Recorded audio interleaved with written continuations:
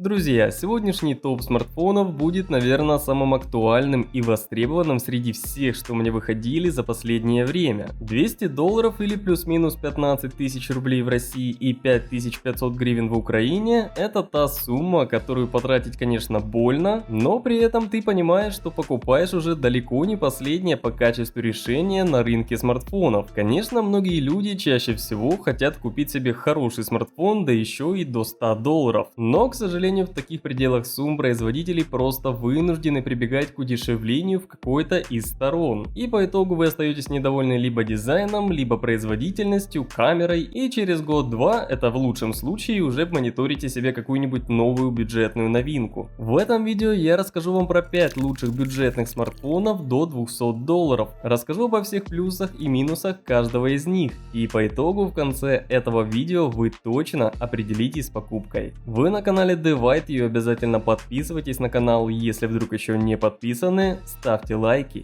и мы начинаем.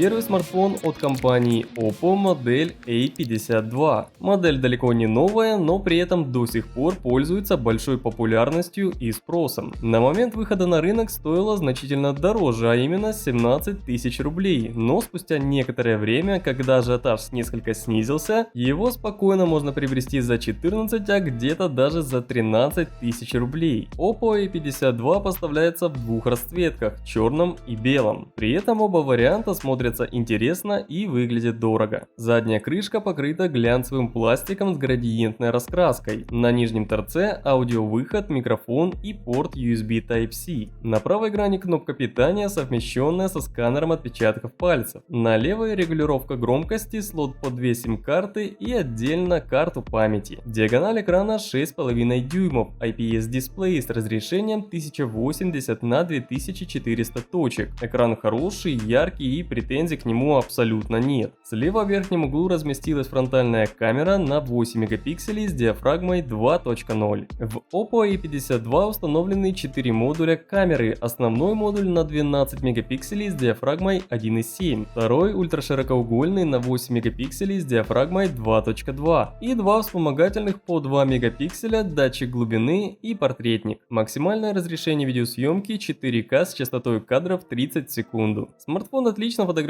днем и даже очень неплохо за свою стоимость ночью. А вот с видеосъемкой все не так однозначно. Снимает неплохо, хорошая резкость картинки, баланс белого, с экспозицией все хорошо, но стабилизации в камере нет абсолютно. Поэтому для видеосъемки данный смартфон я вам брать не советую. Далеко не последний по производительности 8-ядерный процессор Qualcomm Snapdragon 665 с графикой Adreno 610, 4 ГБ оперативной и 64 ГБ встроенной флеш-памяти. В играх A52 с неба звезд, конечно, не хватает, но для повседневных задач скорости работы системы будет более чем. Помимо этого, аккумулятор здесь не маленький, целых 5000 мАч, поэтому целый день полноценной работы он у вас проживет, при том, что заряжается всего 2 часа. Android 10 под оболочкой ColorOS 7.1 и есть NFC, что очень приятно. Смартфон стильный, с достойным экраном, в меру производительный, хорошо фотографирует, есть NFC и долго живет.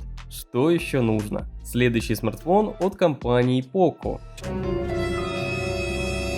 Да-да, все правильно, это суббренд Xiaomi. Poco M3 был выпущен совсем недавно, в декабре прошлого года, но уже успел покорить сердца многих. Огромнейшее количество положительных отзывов от покупателей, интересный дизайн и очень демократичная цена, всего 13 тысяч рублей. Делать не как все, по моему мнению, очень крутая стратегия, и круто, что Poco со мной данную идеологию разделяют. Смартфон выглядит очень необычно. Основное покрытие задней части смартфона из шершавого пластика, стилем под кожу. А в верхней части трехкамерный модуль камер врезан в глянцевую прямоугольную панель черного цвета с крупной надписью компании. Возможно, кому-то данное решение покажется неуклюжим и слишком простым, но как по мне выглядит прикольно, и что самое крутое, можно смело отказаться от чехла. что с большинством смартфонов на сегодняшний день сделать просто невозможно с их стеклянным корпусом. Поставляется в трех цветах – синем, желтом и черном. На верхней грани расположился динамик, инфракрасный порт, разъем 3,5 мм и микрофон. На нижней грани порт USB Type-C и динамик. На правой грани клавиша блокировки или включения со встроенным в нем сканером отпечатков пальцев и клавиша регулировки громкости, а на левой слот для двух сим-карт и одной карты памяти. В смартфоне экран 6,53 дюймов, IPS дисплей с Full HD плюс разрешением 2340 на 1080 точек. Частота обновления дисплея 60 Гц, а защищает его стекло Corning Gorilla Glass 3. Экран неплохой, хорошая цветопередача, углы обзора, контрастность, но не сильно яркий. При использовании им на ярком солнце могут возникнуть трудности. В верхней части экрана по центру расположилась фронтальная камера с разрешением 8 мегапикселей и диафрагмой 2.1. На обратной стороне смартфона в глянцевой черной вставке расположилась основная камера, состоящая из трех модулей. Основной Quad-Bayer сенсор на 48 мегапикселей с диафрагмой 1.8, а остальные два, как говорят многие, больше для количества, макрообъектив и вспомогательный для размытия заднего фона по 2 мегапикселя. Максимальное разрешение видеосъемки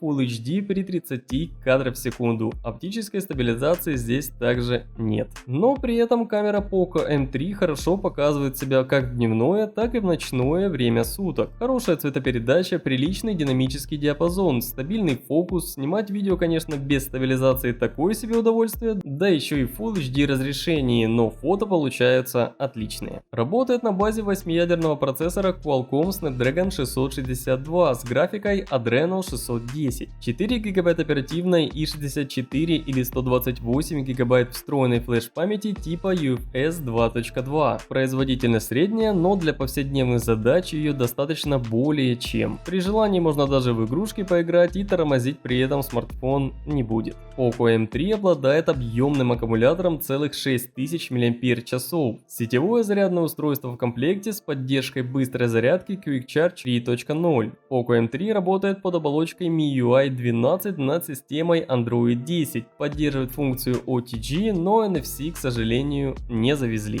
Это хороший выбор за свою стоимость. Большая автономность, неплохое железо, дизайн интересный, камера фотографирует достойно, да без NFC, но им даже сегодня далеко не все пользуются. Следующий смартфон от компании Huawei, модель P-Smart 2021 года. Средняя стоимость 15 тысяч рублей. Большой и красивый смартфон с глянцевой задней крышкой, которая красиво переливается на свету. На левой грани слот для сим-карты и карты памяти. На правой клавиша включения разблокировки смартфона, совмещенная со сканером отпечатков пальцев и клавиша регулировки громкости. А на нижней грани разъем 3,5 мм для наушников, порт USB Type-C и динамик. Большой 6,7 дюймовый IPS экран с разрешением 2400 на 1080 точек, а яркость около 400 кандела на квадратный метр. Шима нет, углы обзора хорошие, цвета тоже, так что с экраном здесь все отлично. Понятное дело, не обошлось без выреза под фронтальную камеру, вверху по центру 8-мегапиксельный сенсор с диафрагмой 2.0. На обратной стороне смартфона расположился блок камер, состоящий из 4 сенсоров. Первый основной 48-мегапиксельный Quad-Bayer сенсор с диафрагмой 1.8. Второй широкоугольный с углом обзора 120 градусов на 8 мегапикселей с диафрагмой 2.4. Третий макрообъектив с разрешением 2 мегапикселя и четвертый вспомогательный также на 2 мегапикселя для размытия заднего фона. Камера фотографирует хорошо, но это и ожидаемо от Huawei. Даже в темное время суток за свои деньги камера снимает очень достойно. Что касается видеосъемки, то максимально допустимое разрешение Full HD при 60 кадров в секунду. Оптической стабилизации в данной камере тоже нет, только условная программная, которой вполне достаточно будет для качественной фотосъемки, но с видео нужно будет включать свое мастерство видеооператора. Качество видео среднее, но от Full HD многое и не ожидали. По железу 8-ядерный процессор HiSilicon Kirin 710 с графикой Mali G51, 4 ГБ оперативной и 128 ГБ встроенной встроенной флеш-памяти. Опять же, способен будет и в игрушки поиграть, и просто быстро функционировать, выполняя ваши повседневные задачи. Внутри установлен аккумулятор на 5000 мАч.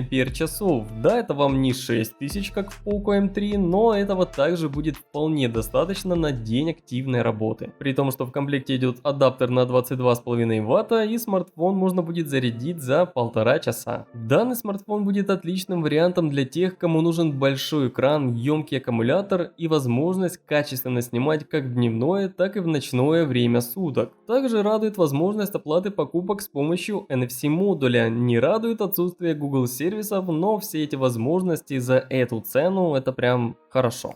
Еще один смартфон от Xiaomi, легендарная линейка Redmi Note, и теперь 10. Вышел вот-вот, буквально вчера, а именно в марте этого года со средним ценником 15 тысяч рублей. Но спасибо акциям и серовозам есть возможность его урвать и за 14 тысяч рублей, если поискать. Что касается дизайна, то Redmi Note 10 выглядит интересно, особенно он выделяется дизайном блока камер на задней части смартфона. Корпус с закругленными краями, глянцевый, все это, конечно, далеко не новшество, но отрицать того, что смартфон выглядит симпатично, просто нельзя. Доступен в 3 расцветках: черном, белом и зеленом. На левой грани слот для 2 сим-карт и отдельный слот для карты памяти. На правой стороне кнопка регулировки громкости, кнопка питания, совмещенная со сканером отпечатков пальцев. Разъем 3,5 мм, инфракрасный порт, микрофон, Type-C, второй динамик и микрофон. Экран Super AMOLED дисплей с диагональю 6,43 дюйма и разрешением 1080 на 2400 точек. Экран большой, яркий, насыщенный, но при низкой яркости можно заметить мерцание экрана в дисплее. Это ведь AMOLED.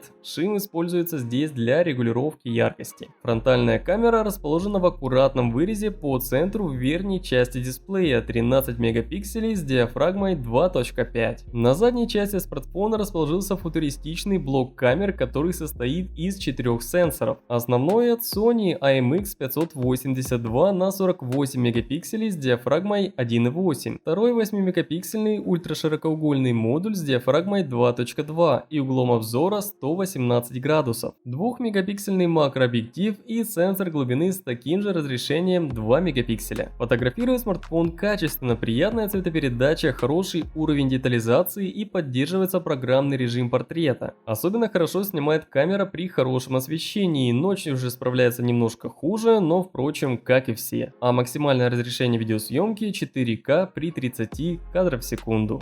Xiaomi Redmi Note 10 работает на базе 8-ядерного процессора от Qualcomm Snapdragon 678 и графикой Adreno 612, 4 или 6 ГБ оперативной и 64 или 128 ГБ встроенной флеш-памяти в зависимости от версии смартфона. Производительность выше среднего, так что любителям засесть в игрушки точно приглянется. По программному обеспечению Android 11 с оболочкой MIUI 12. Объем аккумулятора батареи так же, как и в прошлом смартфоне, 5000 мАч.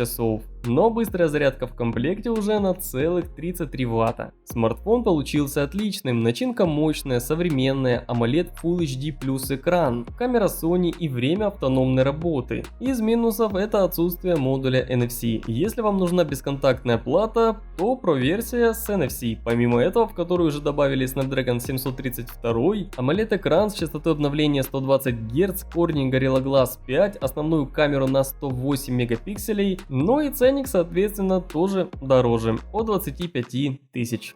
И последний смартфон приглянется ярым фанатам Samsung, которые все еще знают цену деньгам. Galaxy A32. Новинка совсем свежая, вышла в марте этого года, поэтому ценник пока не столь привлекателен, как у всех остальных – 16 тысяч рублей. Но если посмотреть чуть внимательнее и чуть дольше поискать, то его можно найти и за 15. Смартфон выглядит современно и очень симпатично, выполнен из приятного на ощупь пластика, глянцевый с приятной цветовой гаммой. На выбор предлагается 4 типа расцветки: белая и черная, а также голубая и сиреневая, которые, как мне кажется, более интересней. На правой грани расположились кнопка регулировки громкости, клавиша включения со сканером отпечатков пальцев, на левой слот для двух сим-карт и карты памяти, на нижнем торце порт USB Type-C, 3,5 мм аудиоразъем для наушников, динамик и микрофон. Экран Samsung — это экран Samsung 6,4-дюймовый Super AMOLED с разрешением 1080 на 2400 точек и частотой обновления 90 Гц, который даже в сверхсолнечную погоду позволит вам комфортно пользоваться устройством. Круто, что за чуть более дорогой ценник Samsung не пожадничали и установили дисплей с повышенной частотой обновления экрана даже в свое недорогое решение. В этом плане прям молодцы. Каплевидная фронтальная камера сверху по центру на 20 мегапикселей с диафрагмой 2.2. В Galaxy A32 используется камера также с 4 сенсорами. Основной имеет разрешение 64 мегапикселя с апертурой 1.8. Второй 8-мегапиксельный ультраширокоугольный модуль с углом обзора 123 градуса и диафрагмой 2.2. Третий макрообъектив на 5 мегапикселей с диафрагмой 2.4 и 5-мегапиксельный датчик глубины резкости для размытия заднего фона также с диафрагмой 2.4.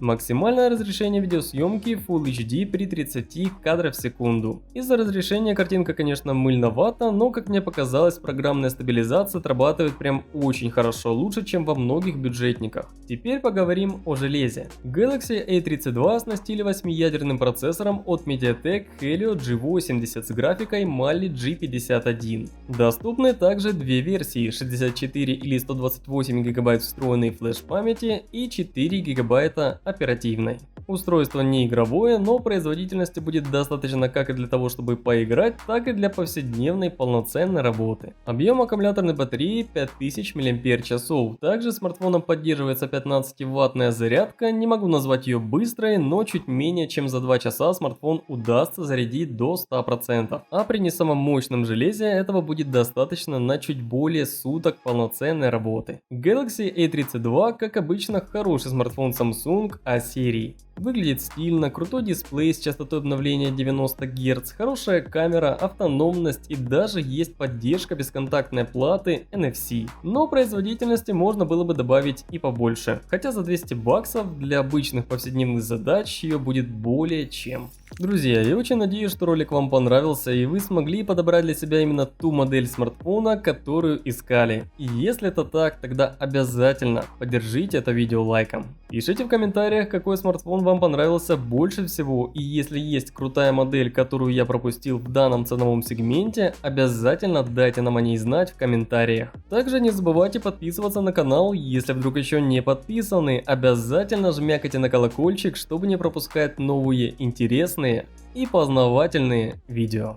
А меня зовут Влад, вы смотрели канал DeWhiteView. До скорого!